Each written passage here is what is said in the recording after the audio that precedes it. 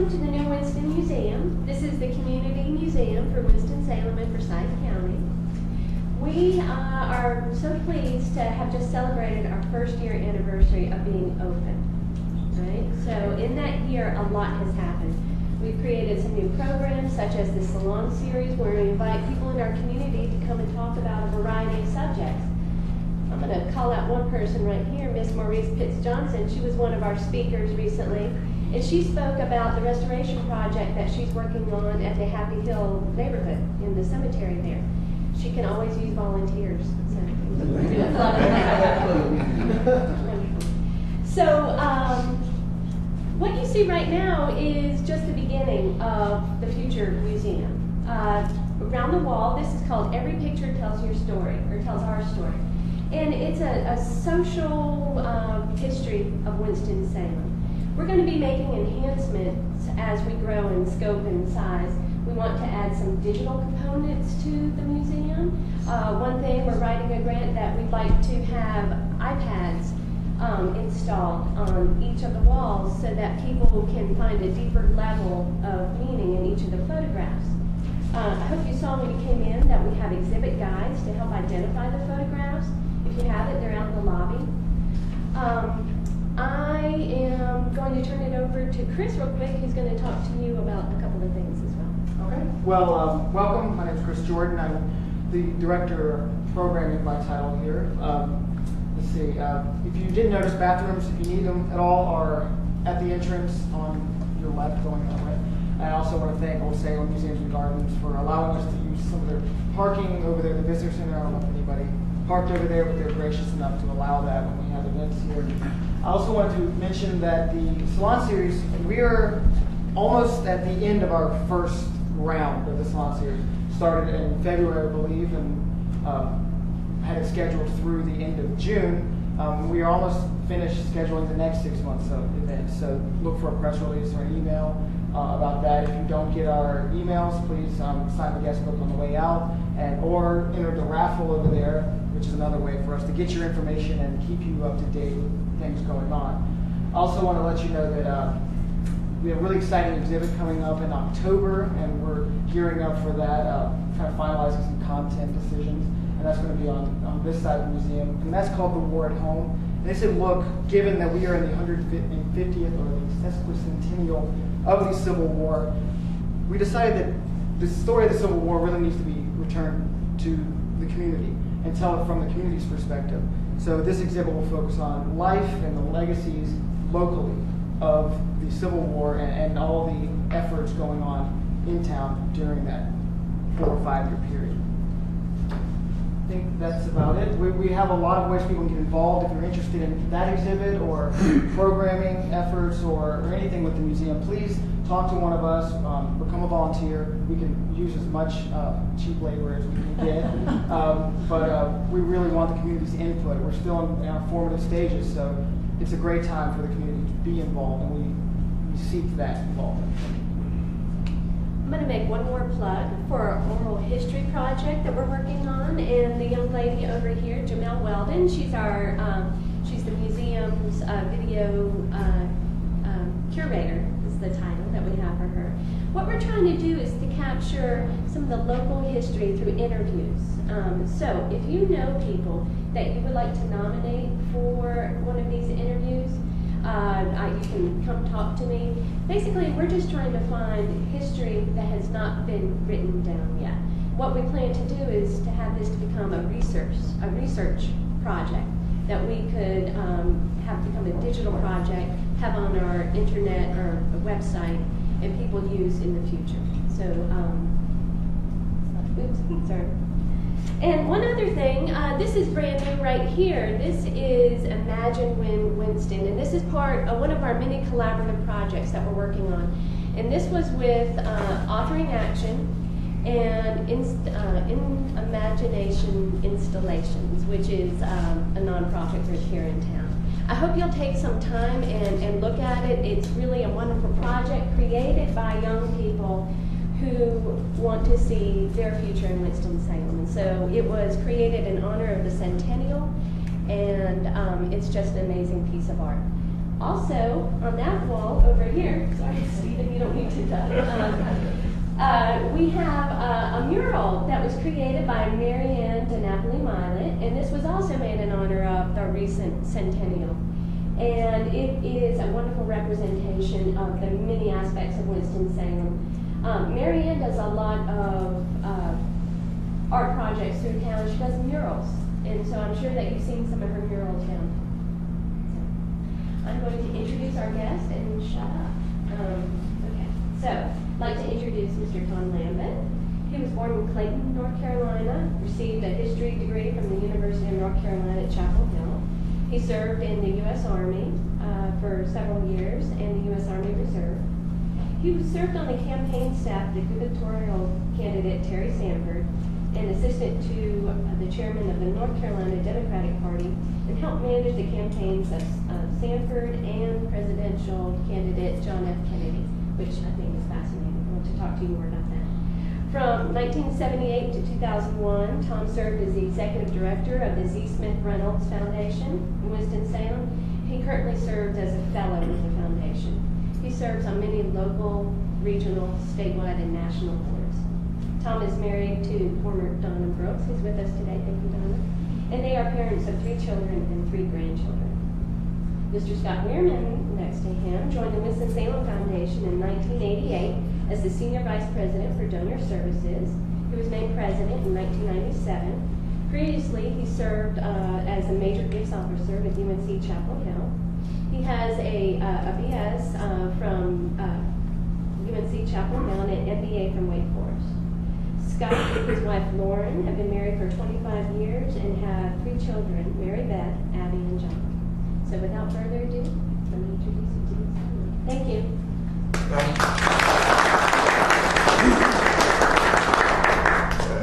Thank you all for being here, and I feel it's important since it had some involvement in this museum since John Davis came up with the idea. Well, a couple other people involved too, but there's John back there. Tell you what a wonderful job Catherine and those working with her have done. I think this is obviously a beginning of a local history museum here. We've had to deal with the fact that a lot of people think that we've had a history museum in Winston-Salem for 40 or 50 years, and that's because of some confusion with Old Salem, who is our great neighbor and partner in this activity. But this is a new museum, and I think it's gotten off to a great start, and a lot of that is because of the support of the community. A great deal of it is because of the wonderful job that Catherine is doing. What we plan to do, and I'll just have to acknowledge from the beginning that there are more than one person out there that may know a lot more about what I'm going to talk about than I do, and they're either here to be supportive or to keep me honest. And I'll try to do the latter to my best I can. What we decided we would do is, though the philanthropy that Scott represents is actually older than the philanthropy that I have representing, that we would start by my talking about the Reynolds family and its involvement in philanthropy in this community, and one of the foundations created by that family that I have been most associated with, and then Scott will tell the really big story about philanthropy in this community. It's always important to me to start by saying that the truth is there is philanthropy in the Reynolds family because R.J. Reynolds was an entrepreneur of considerable talent and ambition, and he made a lot of money. And it's important never to think that all of this sort of fell out of the sky. It's here because of a successful corporate enterprise and of an imaginative and dedicated entrepreneur. And I worry sometimes that we forget that money got here because somebody was a business success. But it's also here because he had the good sense to marry a very talented woman from small town, Catherine Smith from Mount Airy, who was also his second cousin. And she brought into the family, where she was very much a part of the business, as Michelle Gillespie has told us in her really fine book. But if you haven't read, you should read. She brought into that not only considerable business sense, but some small town values that involved helping your neighbor and helping your community, and she got to reflect those on a broader stage. So it's the partnership that is the beginning of the philanthropy. In the early days, that was expressed, and some of it was very much a sort of a corporate community investment. It was expressed in gifts to hospitals and schools and other activities in this community, always over a support of a biracial community. In 1913, and this is important for us to remember too about the philanthropic impulse in our country. In 1913, the fine estate ratified the amendment which created a federal income tax. And it's not coincidental that in the years following that, there were a number of foundations created because of the incentive that exists in the income tax law. I recently asked Tom Tierney, who is at one time was the CEO of Bain Capital, took his experience there and transferred it into the creation of a thing called, of an enterprise called Bridgespan, in which he provides, along with the people that work at Bridgespan, a kind of top corporate level advisory support for nonprofit organizations in America. Tom and my friend Joel Fleischman have written a book called Smart Giving, and part of that involved Tom going around and interviewing some of the members of families in this country who have been very philanthropic. And I asked him on a sort of an event like this one day whether he thought if the incentive did not exist in the tax law, we would have the philanthropy that we have in the United States. And he said that actually he thought we would, that obviously the levels of it are somewhat controlled by the incentive of the tax deduction and the tax treatment of foundations, but that he thought there was an impulse to give out there that was strong enough that even if there weren't rewarded by tax treatment, we would have a good bit of philanthropy in the United States. And I think that would be true also in the Reynolds family. The creation of the series of Reynolds family related foundations actually began a good while after the ratification of the amendment in 1936, after the death 4 years before of C. Smith Reynolds, Zachary Smith Reynolds, and the litigation over his estate. Smith Reynolds died under rather mysterious circumstances, not ever resolved, and probably never to be resolved, and did not have the benefit of a will. So in the litigation, and he was very young, he was 21, and in the years after his death, he had an ex-wife, he had a new wife, he had a daughter already born, he had a son born some months after his death, and he had siblings. And everybody brought suit for good reason, to protect their various interests. But the siblings, his two sisters and his brother, provided in their suit that if they were declared as heirs, they would forfeit the inheritance and place it in trust for the people of North Carolina. In the end, everybody won something, and the court of the estate created the C. Smith Reynolds Trust, which was created to fund a foundation that would be in existence to benefit the lives of the people of North Carolina. And that was the beginning of the C. Smith Reynolds Foundation. The foundation has actually funded their three entities. There are two trusts, the C. Smith Reynolds Trust and the William Neal Reynolds Trust, which fund a third entity, which is the C. Smith Reynolds Foundation. Interestingly enough, the uncle of these children, William Neal Reynolds, who did not have any children, when he died, left his estate to the C. Smith Reynolds Foundation with two conditions. One, that they retain the restriction on grants being made only in North Carolina. And the interesting second one, that they must always bear the name of his nephew, Zachary Smith Reynolds. He did not seek to have his own name recognized in the foundation. And today, a little bit more than half of the money of the C. Smith Reynolds Foundation actually comes from the estate of William Neal Reynolds. There is a geographic restriction. The C. Smith Reynolds Foundation is restricted to making grants in North Carolina. That is a result of a court action, and there's a penalty for violating the geographic restriction.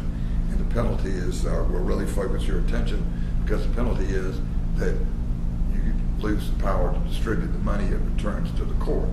And so the restriction is rigidly observed. At one time, I have no idea that this is still true, but at one time, the C. Smith Reynolds Foundation was the largest general purpose family foundation in America, restricted to one state by law. There is by legal action. There are some foundations around the country, including larger ones, that restrict themselves to a state, but they do it because they've decided that as a matter of policy, not because they are restricted. So there's 77 years of Reynolds family philanthropy. The C. Smith Reynolds Foundation has always been a pretty strong combination of both family and non-family trustees. It's about, I think at the moment, 7 family and 6 non-family. The 6 non-family have always been genuinely non-family. It means they're not the family doctor, lawyer, and employees. They tend to be people who have no relationship to the family. There's always been a great deal of family trustee involvement, whereas the general practice these days in American foundations is to call the CEO, the staff head of the foundation, president, and the head of the board, chair. The C. Smith Reynolds Foundation is always chaired by a family member who's called president. It is a title that they like to have, and it also, I think, reflects the continued deep involvement of the family in it. From that beginning, there have been a series of other foundations created by family members. Dick Reynolds, R.J. Reynolds Jr., created the Sapelo Island Foundation, which is in Georgia and generally restricted in its activities to the state of Georgia. When William Neal Reynolds' wife, Kate Bidding Reynolds, died, she left her estate to what is now the K.B. Reynolds Trust, which has both two parts, the poor and needy and then the KBR Healthcare Trust in North Carolina. Nancy Susan Reynolds, who was R.J. Reynolds, one of his daughters, created the ARCA Foundation, which tends to be involved in things across the country and some beyond the United States. Mary Reynolds Babcock, the other daughter of R.J. Reynolds, created the Mary Reynolds Babcock Foundation, and that foundation restricts itself voluntarily by board action to southeastern United States. They have periodically, I don't know how recently they've done this, decided what is southeast, but that is their area. When, as I said, 4 or 5 months after Smith Reynolds died, his son Christopher was born. When he was a teenager, he died when he fell off of a mountain in the west, and his mother put his estate into a foundation that's the Christopher Smith Reynolds, of which there is no family involvement anymore. It's essentially a foundation that's outside of North Carolina and has made international grants as well as national grants. Ann Cannon Forsyth, Mrs. Frank Forsyth, who was the daughter of C. Smith Reynolds, created a fund in honor of her mother, and the Josh and Marie Reynolds Foundation was created out of the estate of Josh Reynolds. And that foundation, as some of you are probably aware, does a lot of activity in this community. height of the stock market, I've not gone back and done detailed research on this, but I would guess that those various foundations had assets of something over $1.5 billion, which is considerable money if you compare it with the Gates Foundation. The Gates have more money than God, but if you compare it with Gates or with Ford or with the Warren Buffett foundations, which have now been placed within the Gates operation, it's not that much money, but so much of it is committed to this one state that it is significant. And those foundations range from probably as small as just somewhere around 20 or 25 million up to more than $500 million. They've made lots of grants. My favorite story in the foundation world, which I'm told is true, I've heard a member of the Rockefeller family say this, that in the early days of the Rockefeller Foundation, Mr. Rockefeller, John D. Rockefeller, had a man who sort of ran his philanthropy, and they got a letter from a professor whose name was Albert Einstein asking for a $500 grant. And when the letter was presented to Mr. Rockefeller, he said, "Let's send him 1,000. He may be on to something." And all foundations hope that they would be that wise in their grants making. The largest single beneficiary of Reynolds philanthropy, is true of the Z. Smith Reynolds Foundation, I think it would be true overall, is Wake Forest University. The foundation, the Z. Smith Reynolds Foundation, made the initial grant at the request of those who wanted to encourage Wake Forest College then to move from the northern part of Wake County to Winston-Salem, and they made a commitment in perpetuity to support Wake Forest. Perpetuity actually came because the conditions were that it retained the name Wake Forest, that it stay in Forsyth County, and that it maintained its relationship with the Baptist State Convention. The time came when Wake Forest decided it did not want to maintain its relationship with the Baptist State Convention. It entered into what was then called a covenant relationship, but the foundation voluntarily renewed the contract, wrote a new contract, and so it guarantees in perpetuity annual support to Wake Forest University. But while that is the largest single recipient, there are thousands of others. I would think that now probably the Reynolds philanthropy through these various vehicles, and then if you added the considerable personal giving by members of the family, Nancy Susan Reynolds, who died in 1985, I believe. Stephen can correct me, but around 1985, was at one point reputed to be the most generous female philanthropist in America. So if you put all of the giving together, the individual and the foundation, it probably exceeds $1 billion, and that has gone into things like Wake Forest University, into the development of kindergartens in North Carolina, to the beginning of domestic violence programs in the state, to various kinds of advocacy, especially a lot of environmental work, including the protection of things like Knight's Head Woods on the Outer Banks in Bluff Mountain in Ashe County, gone into small communities where there are now doctors and minority physicians and environmental and in emergency room physicians as a result of that philanthropy. Perhaps the most, in some ways, most famous and impactful grant ever to come out of the Reynolds money, and it came from the Z. Smith Reynolds estate through the Christopher Smith Reynolds Foundation, was the grant to the American Friends Service Committee to allow a Southern African American minister to go to India and study the nonviolent strategies of Gandhi. That was, of course, Martin Luther King. And when people want to argue about whether or not it's wise to ever invest in individuals, through grants, which most foundations don't want to do. My great example is to say, what if Martin Luther King had not gone to India? Not every grant has that kind of impact. So that is my story of the Reynolds philanthropy in this community, and when we get through with our presentations, I'll look forward to any questions you have. Mr. Wierman. Thank you, Tom. Good afternoon, everybody. It's my pleasure to be here and spend just a few minutes with you telling some of the stories of the Winston-Salem Foundation.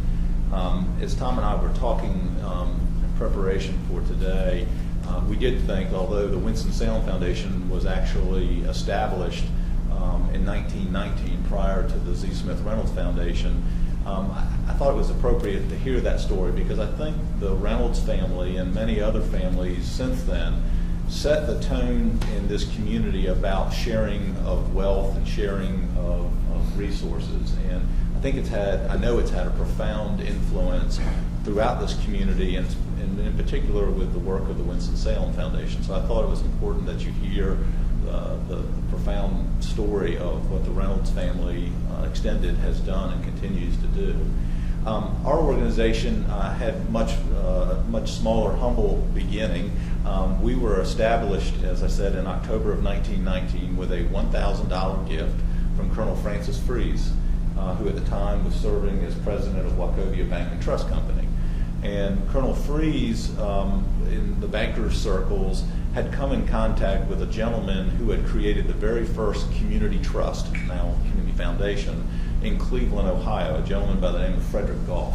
And Frederick Goff was also a banker in Cleveland and had worked with a number of the very wealthy families that had made fortunes in the Midwest, and realized that while a large private foundation was out of the reach of most people, a lot of people had an interest in participating in permanent philanthropy, and that there ought to be a vehicle that could be put in place that would allow people to pool their charitable resources, create charitable legacies that are important to them, but have the administration of that on a scale that it's affordable, and folks had a chance to participate. And so just 5 years after the very first community foundation was established in Cleveland, Winston-Salem Foundation was birthed because of that connection that Colonel Fries came along with his generous $1,000 gift, which in 1919 was not an insignificant amount of money. What he put into place, though, and I think was visionary, was the idea. He realized that this community was going through a boom with Reynolds coming to town, with the textile industry, and realized that wealth would be created in this community over time. And there ought to be a way of capturing some of that wealth for the good of the broader community. And the concept of what do we do to make sure we have this vehicle in place. And so the foundation operated just basically with 2 meetings a year in its earliest years. There was no staff until 1961. So for a long time, the foundation operated out of a desk drawer, if you will, of Wachovia Bank. I'm sure it was one of their trust officers that served as secretary. They had the responsibility of calling the meetings to order, looking at opportunities to make grants into the community, and to try to educate the community about this vehicle that would become the Winston-Salem Foundation. So it was very modest beginnings, but among one of the first funds that certainly put us on a course that we continue today came about as a result of a tragedy here in town, and that was back in 1923. There was a young man in the community by the name of Leo Caldwell, who was a student at Reynolds High School, and tragically he was killed in the course of a football game on a Saturday. And we actually had the newspaper clippings back in our safe at the office, and the community really rallied because they wanted to do something to memorialize this gentleman. And there were gifts that came in from Sunday school classes, from kids, everyone pulled together, and it created really the first fund that the foundation began to use in terms of on an annual distribution basis. And it created a scholarship, or a student loan fund actually, that put the foundation in the business of creating, of being a resource for local students to obtain post-secondary education. It was probably pretty profound back in 1923 to be thinking in terms of that. That was before there was federal aid and the thought of pulling together resources. Well, from that point today, the foundation in last year and again this year will award in excess of $1.2 million in financial aid to local students to go to school across about 550 students. So that put the foundation in the business of being in the student aid business. And over time, a number of individuals have stepped forward and have created their own legacies that allow individuals to go back to school. I will say that the original intent was probably for kids coming right out of high school.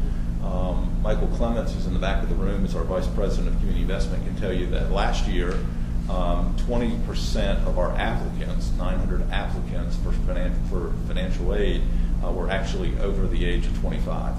And the oldest individual was in their 60s. So we're seeing, as probably a result of the economy and people going back to retraining, but the great thing is that these funds are here that give us some flexibility that allow us to respond to the needs of the time. And who knows what the needs of this community will be 30 years from now. And so we're governed by a volunteer board that has that responsibility of overseeing the funds.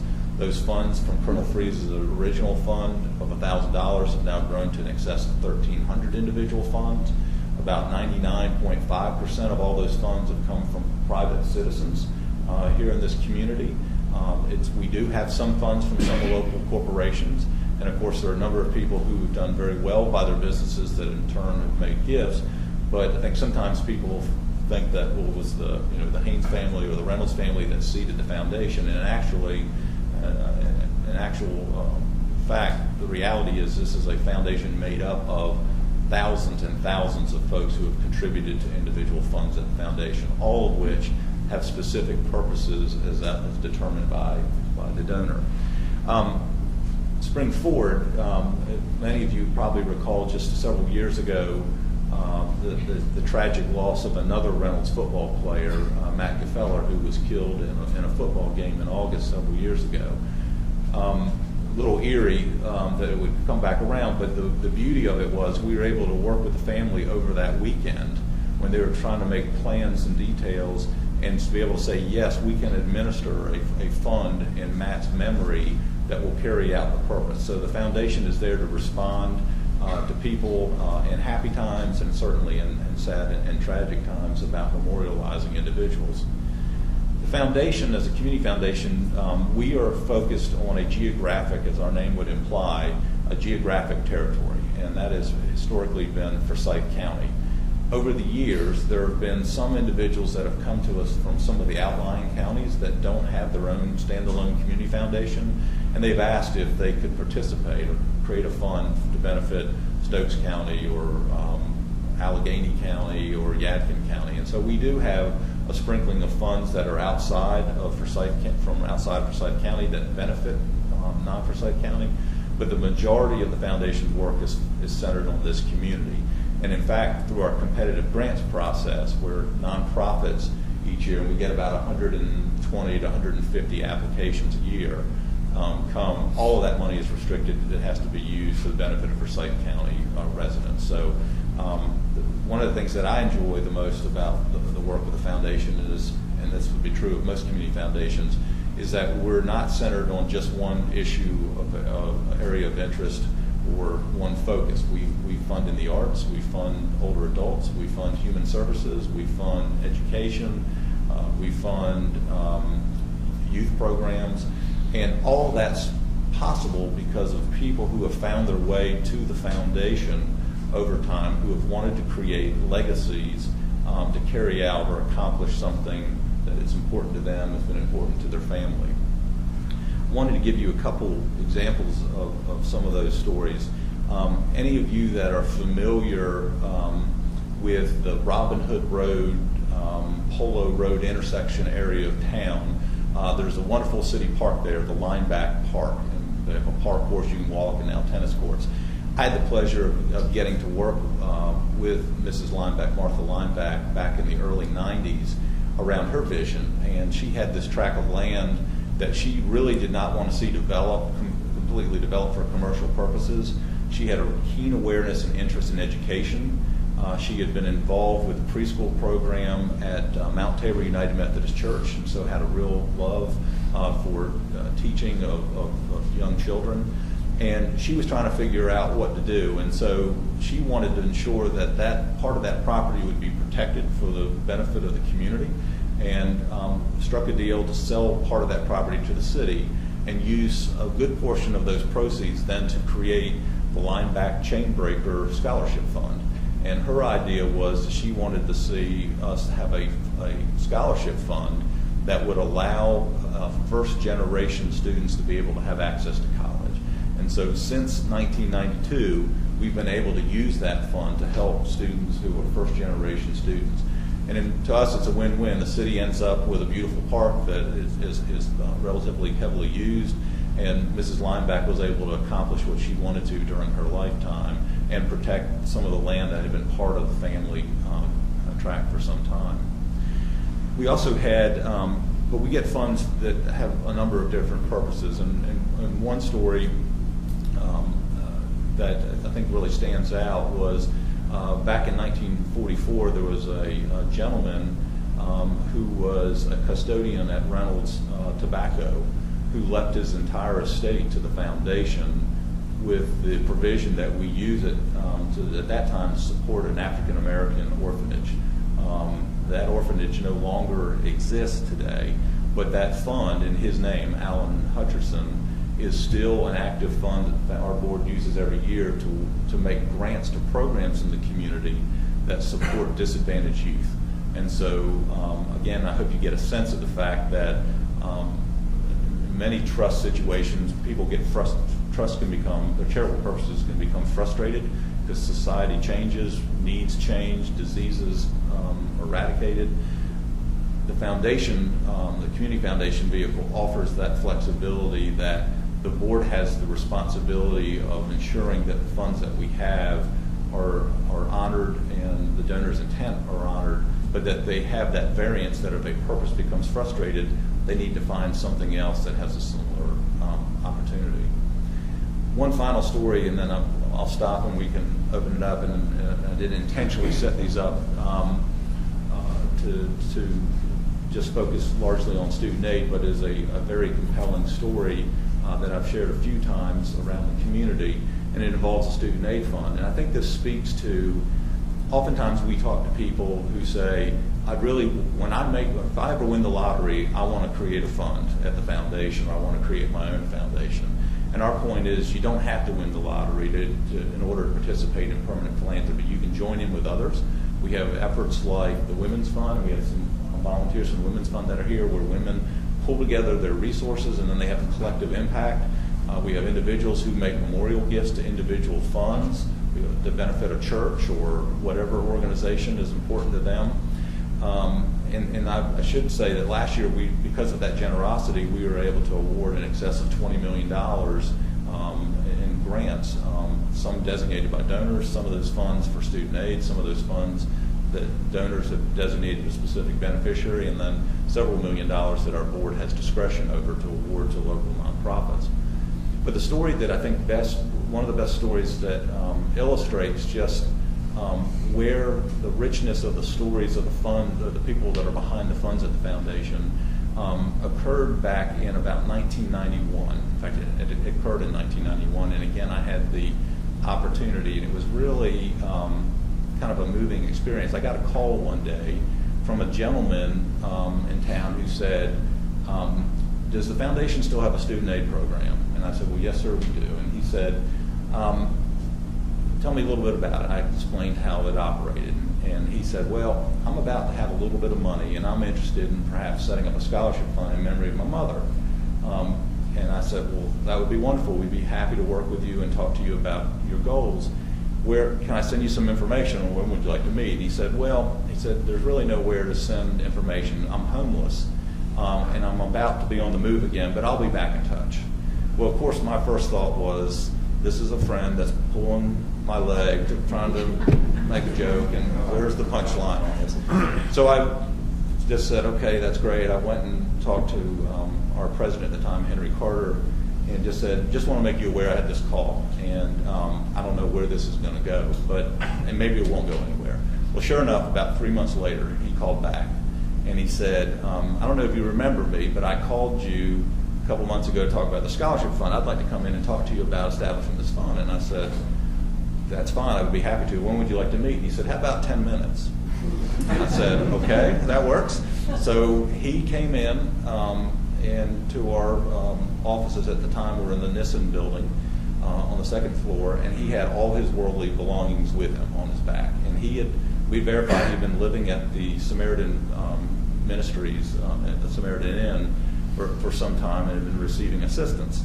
And he came in and unpacked his bag and just told the story. He said that I'd like to establish a scholarship fund in memory of my mother. And we asked the obvious question, if you're given your situation, maybe there's another use for this money that could help you kind of get reestablished. And he said, no. This is my mother's money. She just recently passed away, and I'd like to make sure that there's a legacy. I'm afraid that if I hold on to the money, I'm going to use it on things that I shouldn't use it for, and I don't want to take that risk. So we talked a little while. We talked about what his goals and intentions are, what he wanted to see done with it. Turns out his mother had been a teacher at East Forsyth High School. He had graduated from East Forsyth High School, and actually we found out a year later had been a classmate of our director of student aid, but they didn't really know one another that well, but looking in a yearbook, they discovered that. So after some time, he slid across the conference room table a check for $45,000 and said, I'd like to go ahead and get this done based on what you said. And we, of course, said, we really don't feel good about this. We feel like, and he said, listen, it'll be an insult if you don't take it. I'm very clear about what I want to do and all that. So we said, well, let us go draw up the documents as we do with all of our funds. And he said, I'm not interested in any documents. I'm about to head to Colorado. You'll probably never see me again.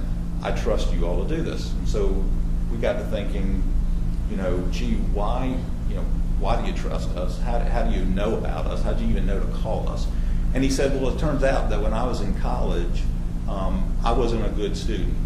And he ended up going to Vietnam out of school.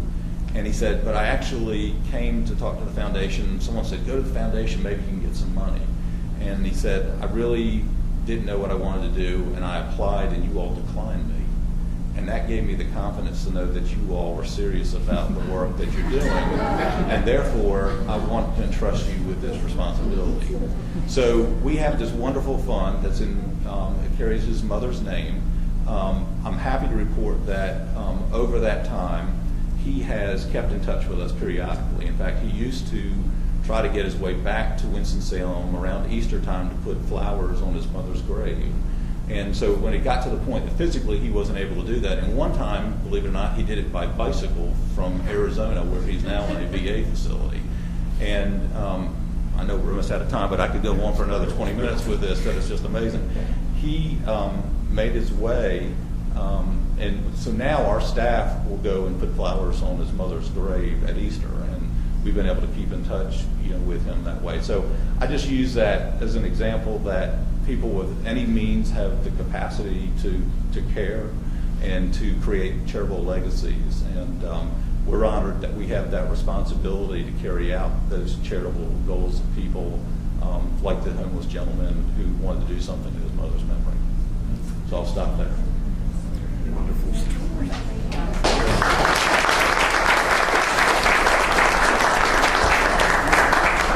We can open up for questions if anyone has questions.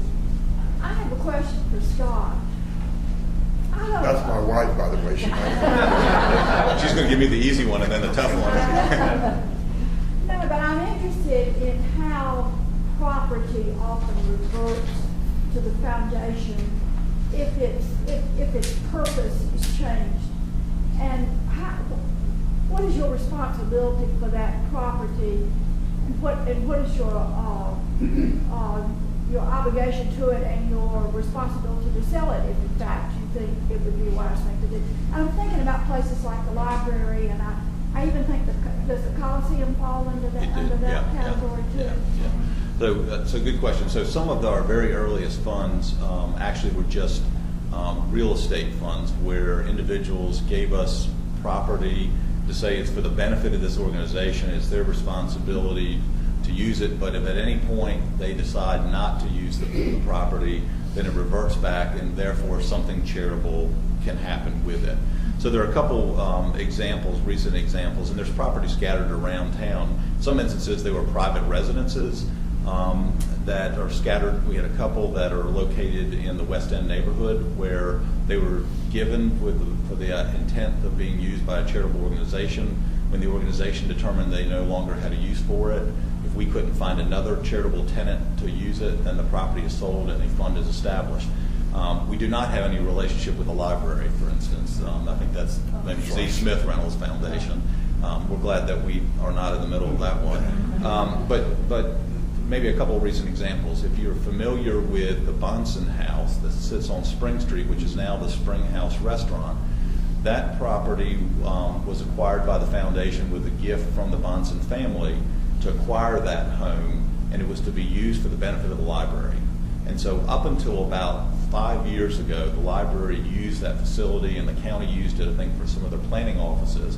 And at one point, the county came back and said, you know what, we're not going to use it anymore, and therefore we're giving it back to you. So we then had the responsibility of looking to say, is there a charitable purpose that could be used here, or do we need to put it on the market? In the case of the Bonson House, after analyzing and looking at what would need to be put in terms of investment, the decision was made to sell it.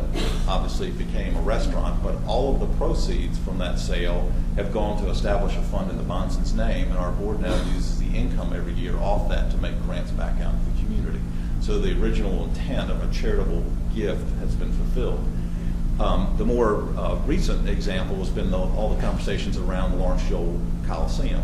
And that's another example where back in the 40s and early 50s, money was contributed to the foundation to acquire that parcel of property where the Coliseum sits. And the foundation, believe it or not, if you go back through our minutes books, dealt with the construction of the original Coliseum, not the one that stands there today, but the original Coliseum. And we're outsourcing, getting bids for steel, things like that. Foundation made the decision they weren't going to be in the business of running the fair, because the fairgrounds were part of that complex as well, and we certainly weren't going to be in the business of running the Coliseum. So in '69, the foundation deeded that property to the city, who said, we want to run the fair, we're going to run the fair, and we'd like to have this Coliseum as a civic center. So in the recent decision by City Council to say we no longer want to be in the business of owning and running the Coliseum, we had to get involved to say, but we have to be comfortable that the public general benefit will remain, because that's what was the intent behind acquiring the property. And so it took weeks or months of negotiations, but finally we got through to the point where the city and Wake Forest have agreed. So there are provisions now that ensure that Wake Forest has to continue to make it available for the benefit of the general public. So even after the 20-year covenants that the city structured about specific events, in year 21, Wake Forest still has an obligation to ensure that the public will have access, that there will be a certain number of activities that could be used. They just didn't want to spell out after 20 years exactly what those are. So I don't know if that answers your question. Yeah, but it means that the interests of the foundation are in the long term served. So yes. That's.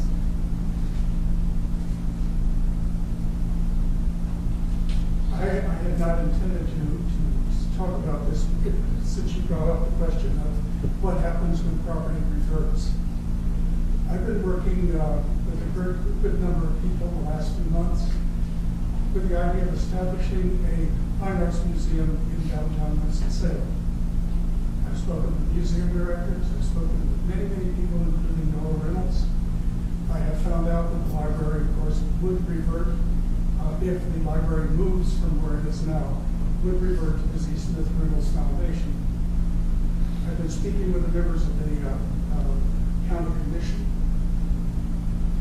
gotten some very, very interesting responses from them as to what they may or may not do about the library. But I would like to know what you would suggest be done by those of us who are interested in preserving the library to turn it into a fine arts museum with a permanent collection, not in competition with Reynolds House, but perhaps even as in conjunction with them. I personally have called museums and galleries across the country. There are many, many museums that will loan work on a permanent basis to this institution if we can establish it. I personally will put in, I own property downtown, which I want to turn into an artist in residence program to benefit the museum, which I would endow. A large facility, and I would hope it would bring in international artists who would contribute work to the museum as a result of their having stayed here and done their work.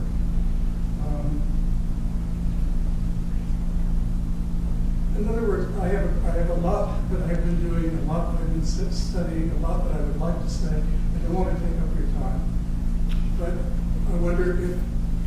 Well, I know I have an answer, which is not going to be that helpful probably. I should tell you all that my role as a senior fellow at the foundation probably is contrary to would be most best practices. It's really unusual for a former CEO of any institution, generally, not that unusual in the corporate world maybe, to stay around after they have been succeeded. I just happen to have had two successors who were long time good friends who both said, well, why don't you just keep an office and stay around here? But not at their suggestion, but at mine, and this has not been violated ever.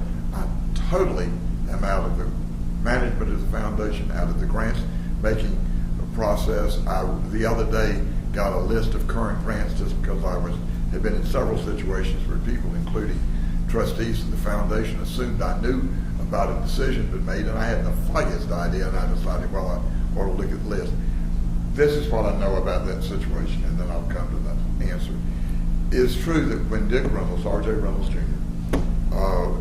decided to give, and I think inspired by local officials, to give that property, which was essentially in the area, the Centenary Methodist Church sits on part of the land where R.J. Reynolds' house lived. In fact, the Boy Scout building in the back is actually Mr. Reynolds' barn. It's been changed over the years a little bit, but that's what remains of the property.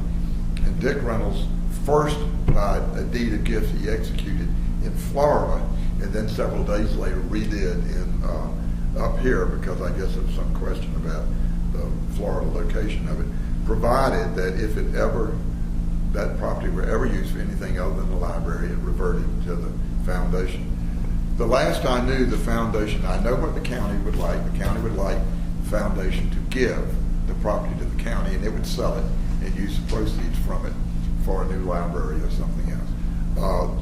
As far as I know, the board has over the last year or two, the last couple of years probably, decided it did not want to do that, and that if it ceased being a use for a library, they would let the property, which now includes a very large building, revert to the foundation, and they would probably not move into it. They would probably sell it and use the proceeds from that for their philanthropic purposes.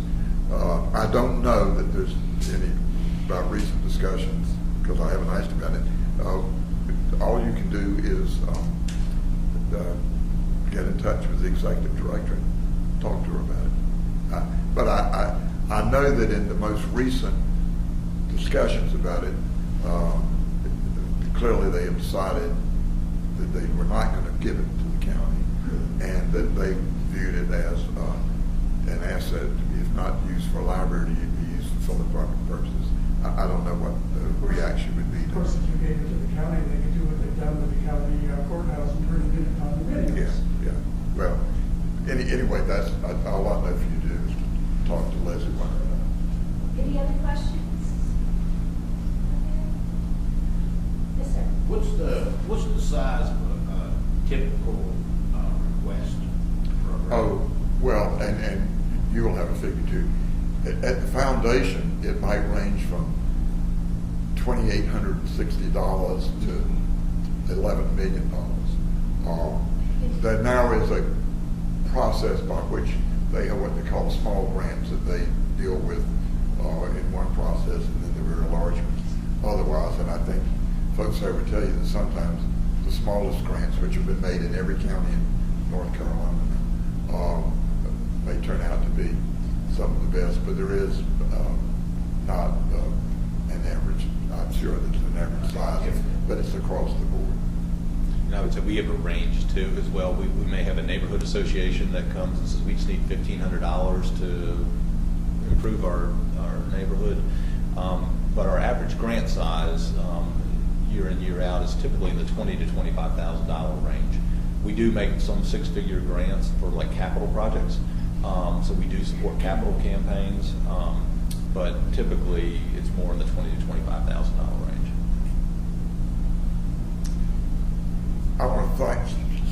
I'll thank Scott and then take your question.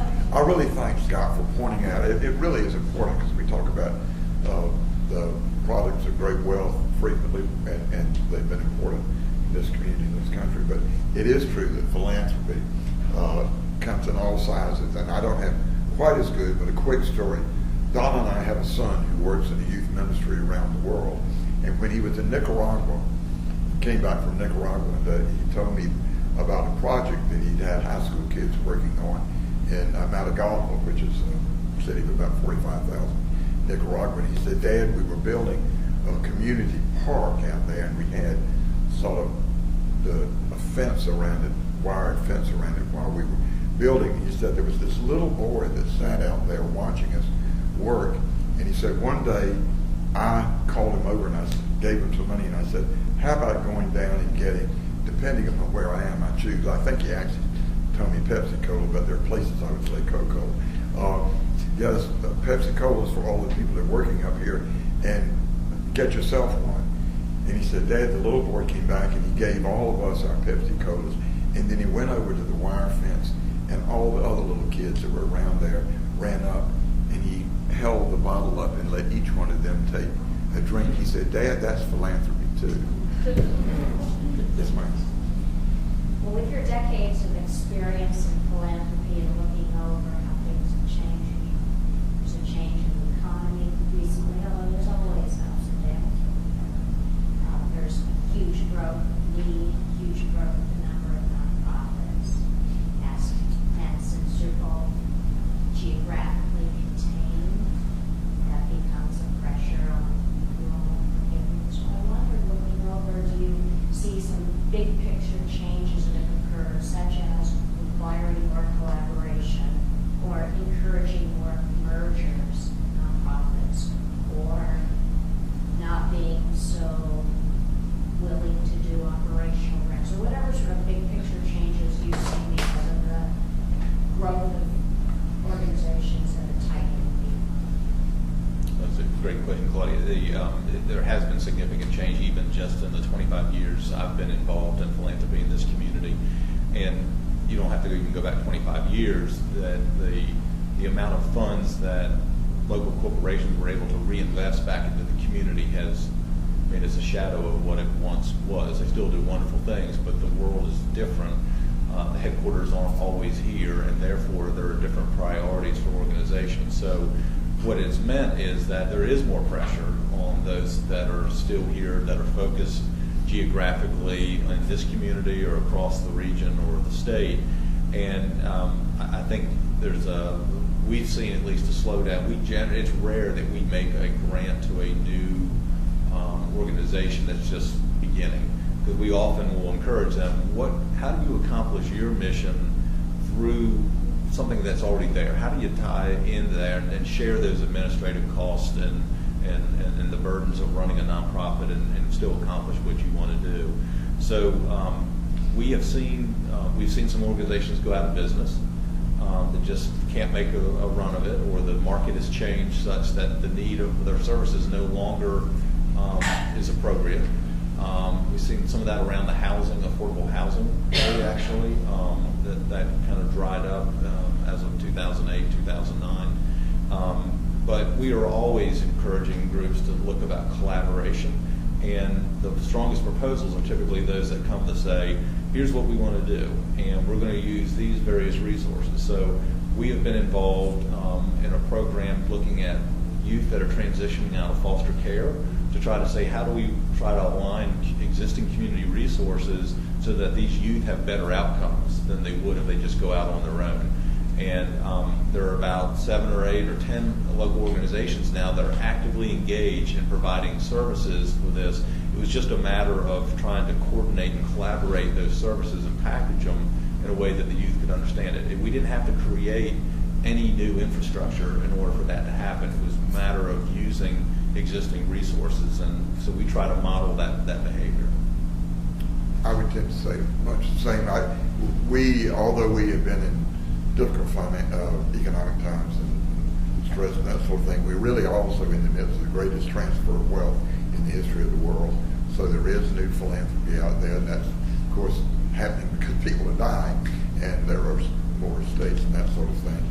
I think there is a tendency now for foundations to be more demanding about what you think your impact will be, not just the outcomes, but what the impact will be. There is a tendency to encourage collaborations. I think what funders have to be careful about is that some collaborations are not healthy or comfortable, and you have to be a little bit careful about how you encourage without forcing recipients of your grants to do things that are not going to work or are almost unnatural.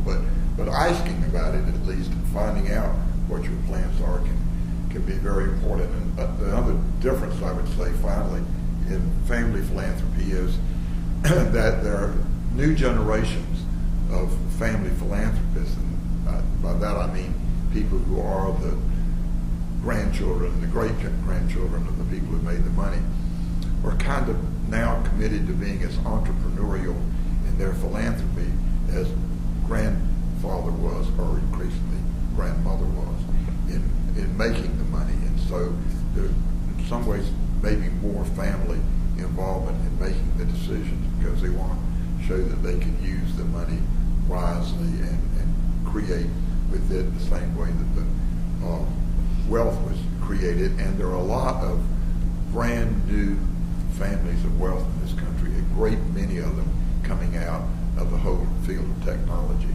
And they tend to approach their philanthropy very much the way they approached creating software or whatever their effort was.